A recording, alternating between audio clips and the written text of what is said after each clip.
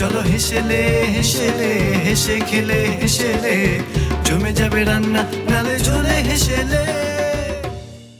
নমস্কার, একে দিঘি নালে ঝোলে হেসেলেতে আপনাদের সবাইকে স্বাগত।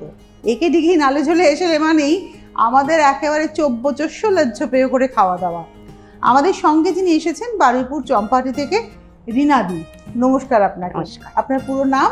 রীনা বিশ্বাস। রীনা বিশ্বাস বারুইপুর চম্পাহাটি থেকে এসেছেন। আর আজকে আপনি মুরগি দিয়ে কি করছেন?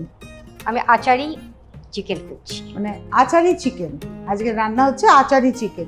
তো এই আচারি চিকেন করতে কি কি উপকরণ লাগছে, অর্থাৎ ইনগ্রেডিয়েন্টস কি কি লাগছে আমরা একবার জেনে নেব। চিকেন, আদা পেঁয়াজ রসুনের পেস্ট, আম জলপাই তেঁতুলের আচার, নুন, হলুদ গুঁড়ো, জিরে ধনে গোলমরিচের গুঁড়ো, শুকনো লঙ্কার গুঁড়ো, গরম মশলার গুঁড়ো, সরিষার তেল, তেজপাতা, গোটা শুকনো লঙ্কা। তো আমরা জানলাম কি কি উপকরণ লাগছে, এবার তাহলে প্রসেসটা শুরু হোক। আপনাকে মনে হয় ম্যারিনেশনের জন্য একটা বাটি দিতে হবে। চিকেনটাকে আমি নিয়ে নিচ্ছি প্রথমে। এবারে কি দেবেন? এবারে এটাই আমি নিয়েছি আদা পেঁয়াজ রসুন পেস্ট।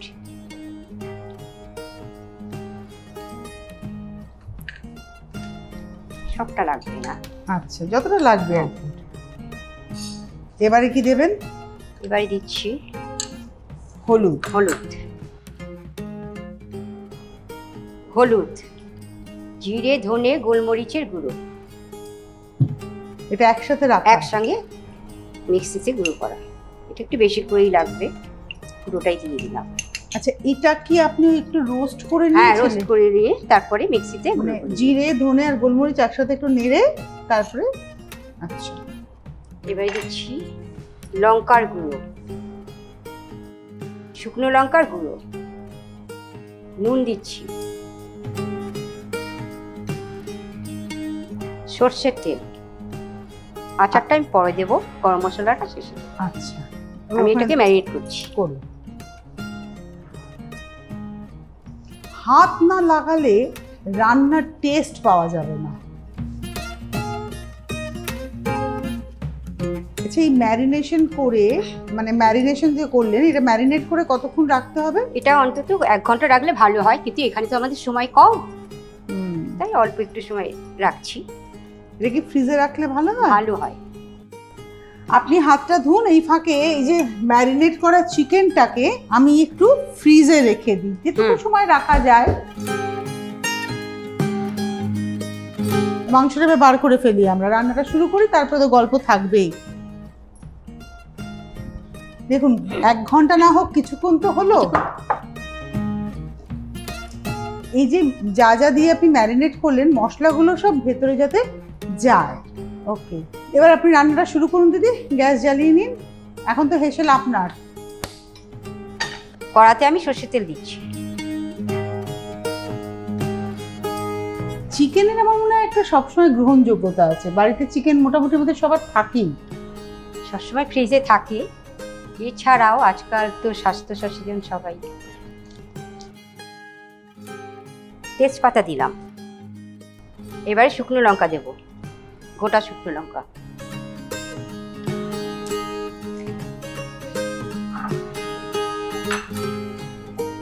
আপনি নিজে কি খাবার খেতে পছন্দ করেন, ভেজ না নন ভেজ?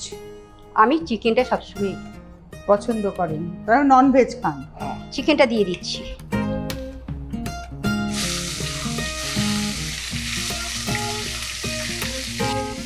চিকেন হতে খুব সময় কম লাগে।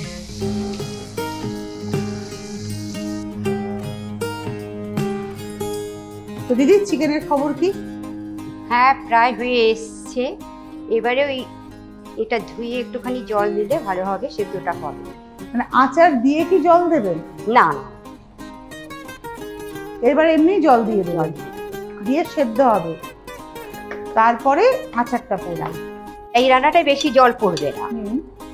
এই বাটিটা ধুয়ে যেটুকু জল, সেইটুকু জল আমি দিয়ে দিচ্ছি। আচ্ছা, এবার একটু ঢাকা দিয়ে দেবো। ঢাকালাটা খুলে দেখছি কিরকম হয়েছে। হয়ে গেছে প্রায়।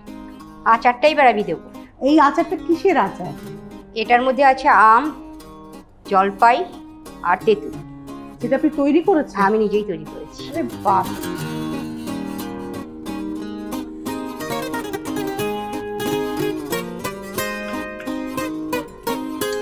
আচ্ছা, এই আচারটুকু বেঁচে গেল?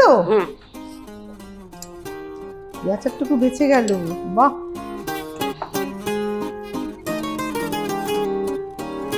এটা কতক্ষণ আবার রাখতে হবে? এটা কিরকম ঝোলঝোলি হবে, তাই তো? একটু ঝোল ঝোল। এটা ভাত দিয়ে খেতে খুব ভালো লাগে।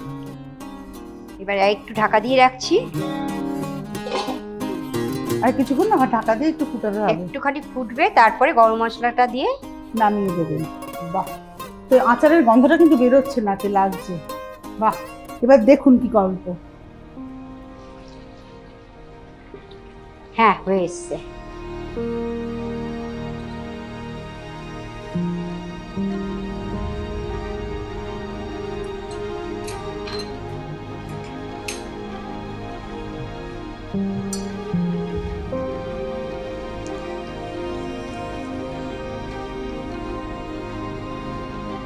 একটুখানি স্ট্যান্ডিং টাইম দিতেই হয়। গরম মশলা দিলে কিংবা ঘি দিলে রান্নাতে একটু স্ট্যান্ডিং টাইম দিলে গন্ধটা ভালো পাওয়া যায়। তাহলে এবার আপনাকে একটা পাত্র দিতে হবে জিনিসটাকে ঢালার জন্য।